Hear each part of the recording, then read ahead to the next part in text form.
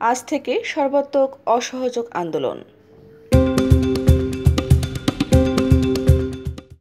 এক দফা দাবির ডাক দিয়েছে ছাত্র আন্দোলন। এই এক দফা বাস্তবায়নে আজ রোববার থেকে সর্বাত্মক অসহযোগ আন্দোলনের ঘোষণা দেওয়া হয়েছে। শনিবার রাজধানীর কেন্দ্রীয় শহীদ মিনার পাদদেশে এ ঘোষণা দেন বৈষম্য বিরোধী ছাত্র আন্দোলনের সমন্বয়ক নাহিদ ইসলাম। তিনি বলেন, এই সরকার ও তার মন্ত্রিসভাকে পদত্যাগ করতে হবে। এ সময় আরও কয়েকটি বিষয় তুলে ধরেন তিনি।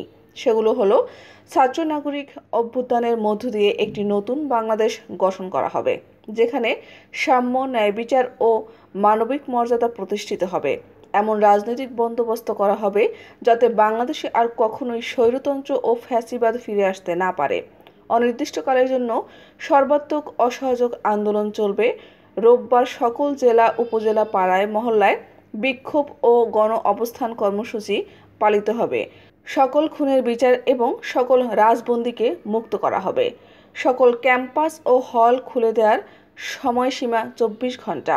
রোববারের মধ্যে হল খোলা না হলে শিক্ষার্থীরা নিজ দায়িত্ব হল খুলে প্রবেশ করবে। সর্বস্তরের নাগরিক প্রতিনিধিদের সাথে আলোচনা করে শিগগির ক্ষমতা হস্তান্তরের জাতীয় রূপরেখা হাজির করা হবে।